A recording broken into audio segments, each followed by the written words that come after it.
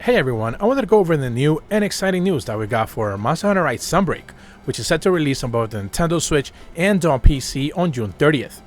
And today we're going to be quickly checking out the fact that Capcom went ahead and dropped another longer extended look gameplay, but for this time you are going to be checking out Shogun Ceanataur. Now this was the first returning monster that was revealed for Sunbreak, and we had seen perhaps just 3 to 2.5 second clip of him, but we actually had never seen any gameplay up until now. This is actually the first time that Capcom put out any sort of footage, because it hasn't appeared in the trailer other than that introduction that it got.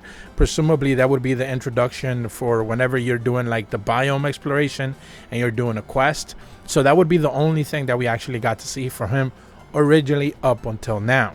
As far as the 4 hunters that we get to see are concerned, we see a hunter with Master Rank Seregio's armor, another hunter with Master Rank Astelos armor. The first time that we actually get a closer look at Master Rank Volvidon armor and Kuluyaku Master Rank armor as well.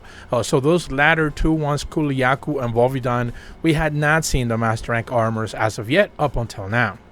So in the first clip, we actually get to see him just kind of like sharpening up his claws a little bit up in the air. He does 3 swipes, I believe is what it is. Sharpens up his claws, and then he does a pounce forward attack, both claws directly forward to the hunter. You see the hunter automatically begin glowing red around the chest area. That means that they are already afflicted with the bleed effect. Remember, the bleed effect is essentially the one that you're constantly losing health, and you are basically forced to automatically have to either eat something, a beef jerky or something like that, or essentially crouch down. And this is something that we do get to see in the third clip, where the hunter is just kind of afflicted with it. He begins to crouch down and then essentially gets healed up from that bleed effect. In the next clip, you get to see the Seregio Master Rank armor wearing hunter actually just kind of run away from Shogun Ceanataur, and basically Shogun turns around directly to face him and then begins to move a little bit forward, pincers completely wide open spread, and then just kind of catches him in a scythe kind of like cross chop attack and automatically puts in that bleed effect. So what we're seeing here is that 2 of his most basic attacks, forget the special attacks, just the basic attacks, he automatically is putting constant bleed on you. So it's going to be one of those fights where, just kind of like Seregio's, you're constantly going to have to be dealing with that bleed effect, and you're going to have to be crouching or eating up to be able to get rid of it. In that third clip, he kind of does that side step that he often does. He puts his claws up in defense stance, and then he begins to kind of like move a little bit to the side. He zigzags back and forth. You kind of see his mouth foaming up a little bit, and then in one of those zigzag wind-ups that he does, like moving up sideways, he does very quick like side slashes or whatever, whichever claw. So this is something that he's actually, I remember seeing him doing this back in Generations Ultimate quite often. So this is one of like those typical attacks that he'll often do quite a lot. This one does not give you bleed though, so interestingly enough, perhaps learning which one of them gives you bleed will save you some time. On the fourth clip, you actually do get to see him kind of like begin to pounce up on the hunter once again. This time he doesn't necessarily jump, he just kind of like thrust himself upward a little bit, and then automatically one slash down motion, and you automatically get afflicted with that bleed effect. And then this is where you get to see the hunter kind of like begin to just crouch down, try to stop dealing with that bleed effect. And I believe from the look of the clip, it's about 2.5 seconds before it actually gets rid of it. And then you continue to see Shogun just kind of like scything away at the other hunters on the side as well. So it's going to take about 2.5 seconds for you to be able to get rid of that bleed effect if you decide not to eat anything along with it. A couple of takeaways, I guess, is the fact that you do get to see Shogun wearing that Gravia skull on his back. We did get to see in the earlier clips that I did put up, Daimyo Hemator was actually using the Monoblo skull. I hope the Monoblo skull actually means that Monoblos is coming back. That is one of my favorite monsters, specifically white Monoblos. That would be a lovely thing to actually see that monster come back. But this time you actually get to see Shogun actually just simply wearing a Gravia skull. What we don't get to see here specifically is any of his urine attacks. And yes, I actually said urine, because he basically has 2 specific attacks where he will climb up a wall or to the roof of a specific cave and presumably because we have seen him in the introduction in the flooded forest, he's going to be underneath that flooded water area in the flooded forest. You're going to be fighting him there in one of the sections.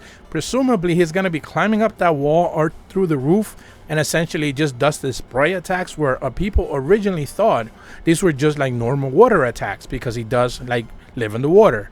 But it turns out when the books came out and Capcom put out more lore of him, this is back in the Monster Hunter 2 era of the days, basically we ended up confirming that he actually is shooting out urine out of the Gravia's skull, which is both funny and disgusting at the same time. And even more interesting is when Rust Racer Ceanataur was introduced back in Generations Ultimate, where he's actually wearing a Glaveless skull on his back. Not only does he have those same urine attacks, which is also are constantly coming out of that Glaveless skull, but he also has a really interesting mechanic which I didn't necessarily remember about up until I started to look up his details for this specific video. And basically the Rust Racer Ceanataur had the ability, kind of like Glaveless, to essentially sharp his claws in the Glaveless skull and essentially just like do more powered of attacks in the same way that Glaveless fights, where he sharpens up his tail with his mouth. Rust Racer inherits that same ability by having the opportunity to be wearing the Glaveless skull. So that's a fantastic mechanic that I've always been a fan of, but we don't necessarily know if Rust Racer is going to be coming back, but it will certainly be an amazing addition if he does, only because of the interesting fact that of course he's wearing the Glaveless skull and he's going to have those amazing attacks that he does. He's constantly sharpening up his claws in that Glaveless skull, and then essentially he's just doing much more powerful attacks, where Shogun Ceanataur still sharpens up his claws, but he doesn't have that inherent ability. Now, one of the things that we don't necessarily know of Shogun Ceanataur just yet is just how many of those shells is he's actually going to be wearing. We know for a fact that he wears an unidentified monster skull sometimes to protect his abdomen. That is what he's wearing the skull, the shell for, essentially. We know that, of course, he has the Gravios one. That is the one that we're seeing on those clips right there. And he also can wear just a basic shell, like a brown shell. Like you will see a normal, like, you know, crab in the beach essentially have. So he has those three. We don't necessarily know, with the introduction of new monsters here in Sunbreak and in Monster Hunter Rise, if he's gonna have the ability or like be given the opportunity to wear different brand new skulls and perhaps have some brand new additions because of them. So we're just gonna have to wait and see. The same thing can be said about Daimyo Hermitaur as well. It's just what kind of additions Capcom decides to add into it, with the understanding that yes, it's a returning monster, some of the attacks are going to be changed and perhaps some of his looks are going to change as well. But that's about all the information that I wanted to go over today. This is one of the more exciting monsters that I'm just really happy to see come back. And like I mentioned in the Daimyo Hermitaur video that I made, I just hope that we get to see both Shogun and Daimyo fight together at the same time. If you're brand new to my channel, be sure to leave a like and subscribe. Hit the bell to receive notifications when the videos go up. And as always, thank you so much for watching. See ya.